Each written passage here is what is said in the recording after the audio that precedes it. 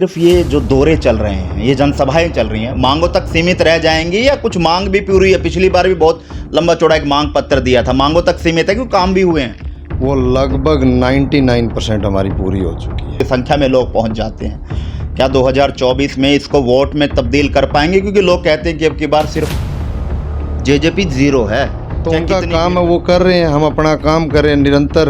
आज तक क्या कोई उप मुख्यमंत्री गांव-गांव में कभी दौरा किया है? कहीं ना कहीं विश्वास जनता के बीच में से खो चुके हैं। उसी विश्वास को दोबारा बनाने के लिए अब गांव उधर गांव जो है वो जाना पड़ रहा है उप मुख्यमंत्री को। चाहे वो विपक्ष की बात हो या आम जनमानस की बात करें या किसान नेता हो या अन्य कुछ और लोग हों, वो ये कहते हैं अब की बार जेजेपी की सीटें जीरो आएंगी। जेजेपी को अब की बार दुष्यंत चौटाला को भी जीतने के लाले पड़ेंगे, भले ही चाहे वो कितना ही घूम फिर लें। उनका काम है सपने देखना, और वो अपने सपने देख रहे हैं, क्योंकि उनके सपने देखने कोई पैसे नहीं लगते।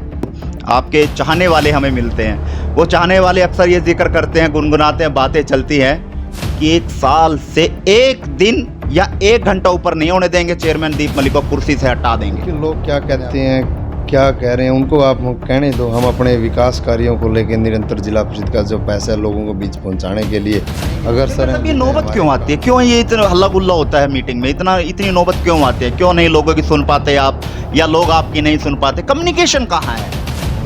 विपक्ष का काम क्या होता है? विपक्ष किसको कह रहे हो? गठबंधन की सरकार में बैठे हो, गठबंधन की सरकार में बैठे हो और विपक्ष बोल रहे हो। शायद गठबंधन आपके सामने ना होता, विपक्ष आपके सामने ना होता, अगर आप लोग स्टैंड करते।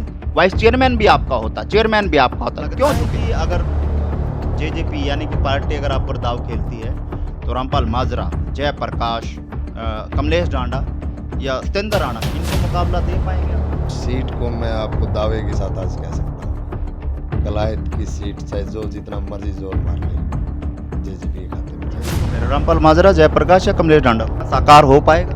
100% हो पाएगा। कहते हैं कि 0 सीट आएगी आप सीएम के तरफ। मैंने अभी आपको बताया था, लोग सपने देख रहे हैं, तो कैसे नहीं, तो देखने दो। 11 तारीख को कलायत विधानसभा क्षेत्र में हरियाणा के उप मुख्यमंत्री दुष्यंत चौटाला पहुंच रहे हैं। लगातार आगमन कैथल में और कैथल के आसपास की विधानसभा क्षेत्र में दुष्यंत का देखा जा सकता है। क्या तस्वीर बदलने का इरादा है या कुछ और है? इन सभी मुद्दों पर बातचीत करेंगे। जेजेपी के चेयरमैन दीपक मलिक हमारे साथ है। बहुत बहुत स्वागत है दीपक जी। धन्यवाद मोहन, आपका भी। और दीपक जी, 11 तारीख को उप मुख्यमंत्री दुष्यंत चौटाला जो है वो कलायत के विधानसभा क्षेत्र में पहुंच रहे हैं। दौरा है, कहाँ का क्या कुछ तैयारियां हैं और उसको लेकर क्या प्रबंध किए गए हैं?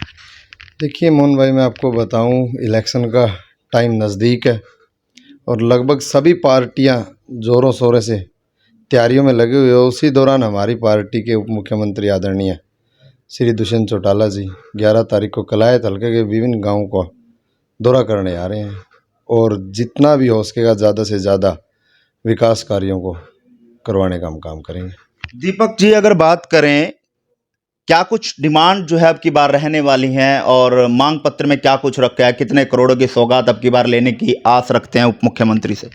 देखिए मोहन, मैं आपको बता दूं, सबसे पहले तो हमारा जो प्रोग्राम है वो सुबह 11 बजे से शुरू होने वाला है, जिसमें सबसे पहले प्रोग्राम हमारा तितरम में रहेगा। उसके बाद दूसरा प्रोग्राम हमारा देबड़ में रहेगा, तीसरा प्रोग्राम हमारा कसाण में रहेगा, फिर हमारा सोंगरी में रहेगा और कठियाणा में रहेगा, रेहड़ा और अपना सोंगढ़। हमारे तकरीबन 7-8 गाँव के प्रोग्राम आदरणीय दुष्यंत चौटाला जी करने आ रहे हैं जी। क्या सिर्फ ये कार्यक्रम अब की बात नहीं करें, पिछले दौर की अगर बात करूं तो चाहे वो दिग्विजय चौटाला जी हों, उप मुख्यमंत्री दुष्यंत चौटाला जी हों, कलायत हल्के में काफ़ी बार आते दिखे हैं। क्या सिर्फ ये जो दौरे चल रहे हैं, ये जनसभाएं चल रही हैं, मांगों तक सीमित रह जाएंगी या कुछ मांग भी पूरी है? पिछली बार भी बहुत लंबा चौड़ा एक मांग पत्र दिया था, मांगों तक सीमित है क्योंकि काम भी हुए हैं? देखिए मोहन, मैं आपको बताना चाहूँगा, जब 5 मई को दुष्यंत चौटाला जी गांव जखोली आए थे और उनके सामने जो भी मांगे मैंने रखी थी वो लगभग 99% हमारी पूरी हो चुकी है। चाहे वो हमारे गांव में स्कूल की मांग हो, उसका भी लगभग कार्य पूरा होने को है, ताकि हमारी गांव की जो बेटियां हैं उनका एडमिशन साइंस साइड में गांव में ही हो सके और वो आगे की पढ़ाई गांव में ही कर सके। चाहे वो हमारी सेरदा से कैथल की बस थी, वो भी तकरीबन हमारी 10 मई से लड़कियों के लिए शुरू हो गई थी। और जितने विकास कार्य मेरे गांव के थे, चाहे हमारा कम्युनिटी सेंटर है, स्टेडियम है, पार्क है और एक डिजिटल लाइब्रेरी है, लगभग हमारे एस्टीमेट बन के जा चुके हैं। बहुत जल्द उनका पैसा हमारे तक पहुंचेगा और हम उसका जल्दी से जल्दी टेंडर करवा के उस काम को शुरू करवाएंगे। चेयरमैन साहब, एक बात के लिए तो आप लोगों को दाद देनी पड़ेगी, चाहे वो जुलाना की रैली हो, चाहे वो राजस्थान कोटपुतली की रैली हो, चाहे अभी फिलहाल दिग्विजय चौटाला की इंसो की हिसार की रैली हो। अब जनसैलाब तो बहुत ज्यादा इकट्ठा कर देते हो, जनसैलाब की भीड़ उमड़ जाती है, हजारों की संख्या में लोग पहुंच जाते हैं। क्या 2024 में इसको वोट में तब्दील कर पाएंगे? क्योंकि लोग कहते हैं कि अब की बार सिर्फ जेजेपी जीरो है, चाहे कितनी भीड़ इकट्ठी कर लें। देखिए, लोग जो कहते हैं उनका काम है कहना, क्योंकि वो विपक्षी दलों से संबंध रखते हैं और विपक्षी दल हमेशा किसी भी पार्टी की वो कहते हैं उसकी वो तो करेगा नहीं, बुराई करेगा, वो तो उसकी सराहना तो नहीं करेगा। तो उनका काम है, वो कर रहे हैं, हम अपना काम कर रहे हैं निरंतर। आज तक क्या कोई उप मुख्यमंत्री गांव-गांव में कभी दौरा किया है? सिर्फ हमारे आदरणीय डिप्टी सीएम दुष्यंत चौटाला जी है जो गांव के गांव जाके वहाँ के विकास को कार्य करवाने वो का कहने काम। का ऐसा भी तो प्रतीत हो सकता है, कहीं ना कहीं विश्वास जनता के बीच में से खो चुके हैं, उसी विश्वास को दोबारा बनाने के लिए अब गांव उधर गांव जो है वो जाना पड़ रहा है उप मुख्यमंत्री को। नहीं नहीं नहीं नहीं, देखिए मोहन भाई, मैं आपको बताऊंगा, ये तो हमारी पार्टी के नेताओं की आपने देखा भी है लगातार, चाहे इलेक्शन से पहले की बात थी, चाहे इलेक्शन के बाद की बात थी, आज तक आदरणीय दुष्यंत चौटाला जी कभी मतलब कि घर नहीं बैठे। वो तो थोड़ा कोरोना आया, किसान आंदोलन आया, लेकिन उससे पहले और उसके बाद निरंतर वो जिन भी हलकों में उनको टाइम मिलता है गांव टू गांव जाके प्रोग्राम करते हैं। चाहे वो विपक्ष की बात हो या आम जनमानस की बात करें या किसान नेता हो या अन्य कुछ और लोग हों, वो ये कहते हैं अब की बार जेजेपी की सीटें जीरो आएंगी, जेजेपी को अब की बार दुष्यंत चौटाला को भी जीतने के लाले पड़ेंगे, भले ही चाहे वो कितना ही घूम फिर लें। आप कितना आकलन करते हैं कि भी कितनी सीटें आएंगी और लोगों को इन बातों को लेकर क्या कहना है? सबसे पहले तो मैं बताऊंगा, उनका काम है सपने देखना, और वो अपने सपने देख रहे हैं, क्योंकि उनके सपने देखने के कोई पैसे नहीं लगते। आपको मैं बताना चाहूँगा कि हमारी अब जो हिसार रैली थी, उसी दिन शाम का आदरणीय दुष्यंत जी का कार्यक्रम था डूमरखा के अंदर। आपने शायद देखा भी होगा वो कार्यक्रम। एक दिन के अंदर 2 सफल प्रोग्राम, वो किसी रैली से कम नहीं था। तो हम तो वही कह रहे हैं कि भीड़ तो एकत्रित कर लेते हो, क्या वोट बैंक में तब्दील हो पाएंगी ये? नहीं मोहन, आप ये बताओ वो क्यों नहीं एकत्रित कर पा रहे भीड़? भीड़ एकत्रित करना नहीं है, लोगों का प्यार है दुष्यंत जी को लेके कि जब भी उनको कहीं जाने का न्योता मिलता है वो अपने आप पहुंच जाते हैं। और मैं आपको दिखाऊंगा 11 तारीख को, आपको पता लग जाएगा किलियात के अंदर लोगों का प्यार कितना दुष्यंत जी को मिलता है। जिन जिन गांव में, मैं आपको आज उसके लिए भी इनवाइट कर रहा हूं कि आप भी आओ, हमारे प्रोग्राम देखो, आप फिर लोगों को बताओ। सपनों की बात कही आपने, सपने से मेरे को एक जहन में एक सवाल भी आ गया। काफ़ी बार जब कहीं जाता हूं तो आपके चाहने वाले हमें मिलते हैं, वो चाहने वाले अक्सर ये जिक्र करते हैं, गुनगुनाते हैं, बातें चलती हैं कि 1 साल से 1 दिन या 1 घंटा ऊपर नहीं होने देंगे, चेयरमैन दीप मलिक को कुर्सी से हटा देंगे। मैंने आपको बताया, जब सपने देखने के पैसे नहीं लगते तो वो देख रहे हैं, उनको देखने दो। ये ऐसी नौबत, मेरा मानना है, ये ऐसी नौबत इसलिए आई क्योंकि अक्सर मीटिंग देखी जाती है, मीटिंग में अक्सर जितनी मीटिंग आपकी अध्यक्षता में, हर एक मीटिंग में हल्ला गुल्ला हुआ है, कोई शांति प्रिय मीटिंग अब तक सफल नहीं हो पाई। आप भी बनो एक आपका रुख अगर देखें तो वो भी आपका रुख इस तरह का रहता है। तो क्या लगता है कि पार्षद उस रुख से कहीं ना कहीं नाराज हो, जिस तरह की अब बातें सामने आने लगी हैं कि 1 साल से 1 घंटा ऊपर नहीं होने देंगे? देखिए, लोग क्या कहते हैं, क्या कह रहे हैं, उनको आप कहने दो। हम अपने विकास कार्यों को लेकर निरंतर जिला परिषद का जो पैसा है लोगों को बीच पहुंचाने के लिए अग्रसर हैं। जितने हमारे काम 31 तारीख को जो मीटिंग हुई थी उसमें पास हुए थे, हमें निरंतर टेंडर हो चुके हैं, बहुत जल्द उनके काम शुरू होके उनको भी हम आपको बताएं, उन पर भी हम आपको बुलाना चाहेंगे कि काम आपको दिखाएंगे। चेयरमैन साहब, ये नौबत क्यों आती है? क्यों ये इतना हल्ला गुल्ला होता है मीटिंग में? इतनी नौबत क्यों आती है? क्यों नहीं लोगों की सुन पाते आप, या लोग आपकी नहीं सुन पाते? कम्युनिकेशन कहाँ है? मोहन, विपक्ष का काम क्या होता है? विपक्ष किसको कह रहे हो? गठबंधन की सरकार में बैठे हो, गठबंधन की सरकार में बैठे हो और विपक्ष बोल रहे हो। नहीं, देख, जो हमारा अगर एक चीज देखा जाए, इलेक्शन था, इलेक्शन में तो 2 पक्ष थे, हम सच्चाई से मतलब भागने वाले लोग नहीं। लेकिन अब तो गठबंधन है, फिर ये धर्म उनको निभाना चाहिए, वो क्यों हल्ला गुल्ला करते हैं? ये तो आप पर भी लागू होता है। नहीं, पहली मीटिंग के दौरान आपने देखा है किसने क्या किया था। हम तो आप लोग भी हो। नहीं, हमने गठबंधन धर्म निभाया, उनको वाइस चेयरमैन बनाया। वाइस चेयरमैन आपका भी हो सकता है। शायद गठबंधन आपके सामने ना होता, विपक्ष आपके सामने ना होता, अगर आप लोग स्टैंड करते, वाइस चेयरमैन भी आपका होता, चेयरमैन भी आपका होता, क्यों झुके? होता, लेकिन चलो हम, हमारी पार्टी का ऊपर से जो भी आदेश आया हमने उसकी पालना करी और उनको वाइस चेयरमैन दिया। लेकिन उन्होंने, आपने भी देखा है वो किसकी साजिश थी, वो तो वो जवाब देंगे आपको। उन सारे 10 के पार्षदों से और उन ब्लॉक समिति चेयरमैनों से ये चीज़ पूछनी चाहिए कि आपने मीटिंग के दौरान क्यों चेयरमैन का जो अधिकार था वो छीनने का प्रयास किया, और जो सरासर गलत था, असंवैधानिक था।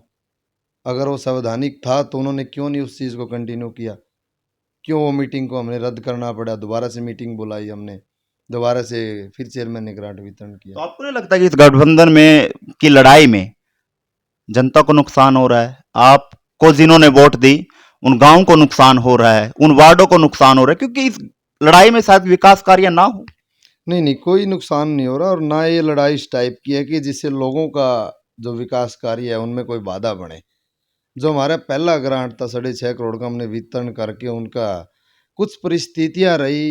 मैं आपको बताऊंगा कि एक तो हमारे सीओ चेंज हुए 2-3 बार, जिसके कारण हमारे प्रशासनिक स्वीकृति देने में अड़चन आई। फिर मोहन भाई, जो हमारी 2 लाख का लफड़ा था, फिर उसके बाद गाइडलाइन 5 लाख की कर दी गई।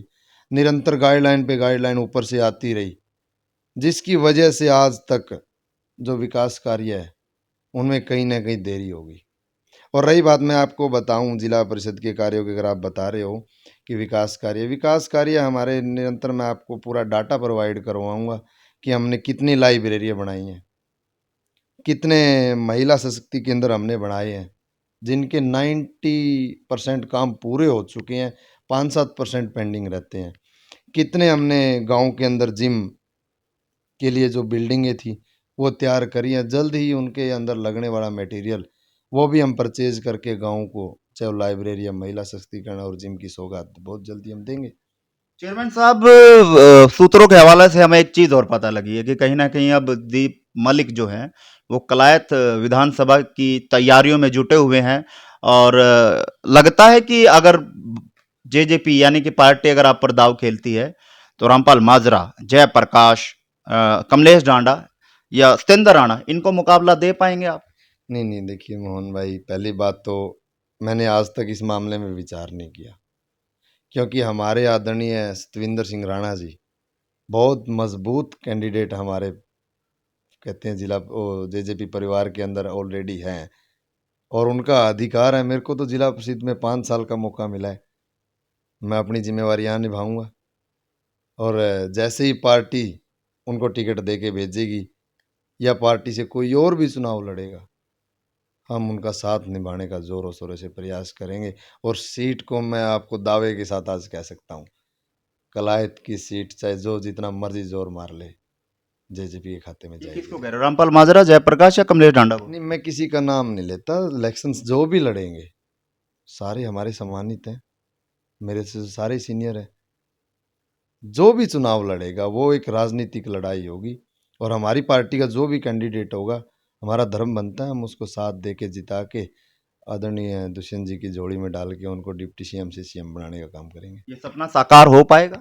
100% हो पाएगा। लोग कहते हैं कि 0 सीट आएगी, अब सीएम के सपने। मैंने अभी आपको बताया था, लोग सपने देख रहे हैं, उनका पैसे नहीं लगते ना, उनको देखने दो। चलिए, 11 तारीख को लेकर लोगों से क्या अपील है? जी, मैं जितने भी मेरे गांव में प्रोग्राम है, देवबंद, कसाण, तितरम, सोंगरी, किठाना रेड़ा, सबके गांव वासियों से मैं निवेदन करूंगा, क्योंकि देखो अभी चुनाव का अगर देखा जाए तो समय बहुत बचा हुआ है। अभी दुष्यंत चौटाला जी किसी से वोट मांगने नहीं आ रहे, वो हमें कुछ देने आ रहे हैं। अगर हम उनसे ले भी ना सकते हैं तो फिर वो तो हमारी कमी रहेगी। अगर आज गांव में आके वो लाइब्रेरी देते हैं जिसे बच्चे पढ़ेंगे, कोई ग्राउंड है, स्टेडियम में हम उनसे कोई काम करवाते हैं, कल बच्चे खेल के कहाँ देश का नाम रोशन करेंगे।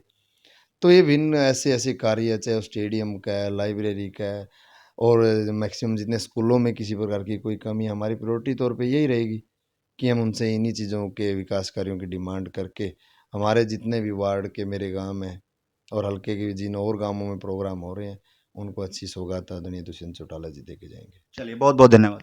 धन्यवाद मोहन भाई। और ये थे हमारे साथ चेयरमैन दीपक मलिक, और सफस तौर पर सारी बातें हमने इनसे की है। लेकिन आप इन वीडियो को कहाँ देखते हैं, कमेंट बॉक्स में अपनी राय जरूर दीजिएगा, और इस वीडियो को ज़्यादा शेयर कीजिएगा। और खबरों के लिए आप देखते रहें कैथल टीवी। नमस्कार।